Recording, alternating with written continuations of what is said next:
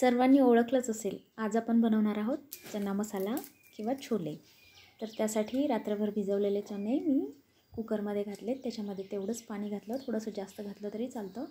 आता 1-2 खडे मसाले घातले. त्याच्यामध्ये तेजपान, दालचिनी आणि लवंग आणि अर्धा चमचा काळं मीठ घालायचं आहे. काळ्या मिठामुळे टेस्ट खूप सुंदर येते. आता नेहमी ज्याप्रमाणे आपण कुकर लावतो तसंच लावायचं, फक्त 2 शिट्ट्या जास्त घ्यायच्या. त्यामुळे काय होईल की चणे छान शिजले जातील. जोपर्यंत आपले चणे शिजतात तोपर्यंत आपण बनवूया त्यासाठी लागणारा मसाला. अगदी साधा सोपा मसाला आहे, घरच्या साहित्यात बनणारा. तर त्यासाठी एका कढईमध्ये एक छोटा चमचा तेल घ्यायचं. त्याच्यावर 1 ते 2 सुक्या नारळाचे तुकडे घ्यायचे भाजून. ते भाजत आले की साधारण मध्यम आकाराचे 2 कांदे उभ्या फोडी करून घेतलेले आहेत ते टाकलेले आहे. 2 लसूण पाकळ्या, 1 ते 1.5 हिरवी मिरची आणि थोडंसं आलं. हे सर्व छान भाजून घ्यायचं. थोडंसं भाजलं की अगदी छोटा दालचिनीचा तुकडा घातलेला आहे आणि 2 चमचे धने, 1 चमचा जिरं. धने आणि जिरं कांदा भाजत आला नंतरच घालायचं, कारण त्याला भाजायला जास्त वेळ लागत नाही.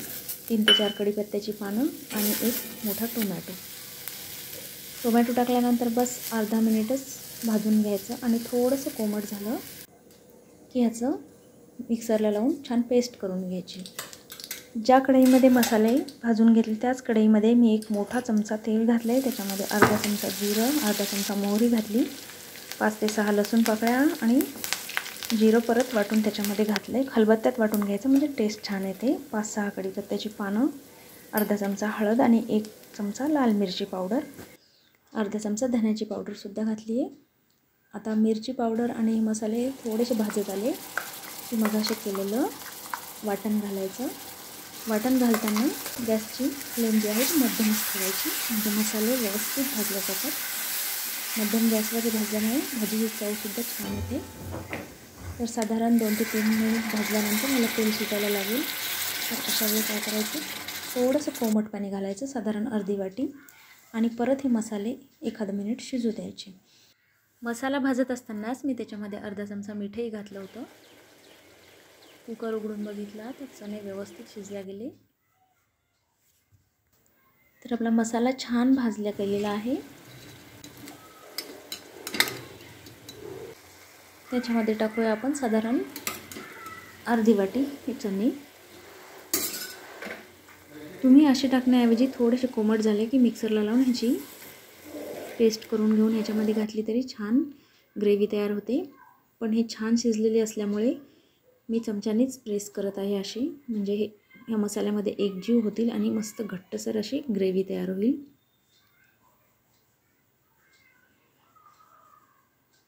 खूप सुंदर बनते ही भाजी आणि ह्याच्यामध्ये बाहेरचे कोणतेही मसाले मी वापरलेले नाहीत.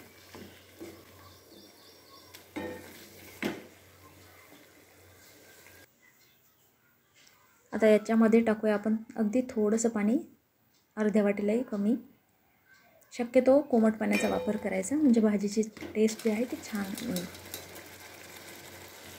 1 मिनिट शिजले की मग जे कुकरमधले इतर चणे आहे ते आपण घालूया. त्याआधी याच्यामध्ये जे खडे मसाले घातले होते ते काढून आपण बाजूला ठेवूया. चणे आपण कढईमध्ये टाकूया. साधारण 1 ते 2 मिनटं मध्यम टू लो गॅसवर छान शिजू द्यायचं, म्हणजे मसाले आणि चणे व्यवस्थित एकजीव होतील. तर 1 ते 2 मिनटात छान आपली भाजी तयार आहे. इथे दाखवल्यानुसार जर ही भाजी केली तर एकदम चवदार बनते. तर नक्की ट्राय करा. धन्यवाद.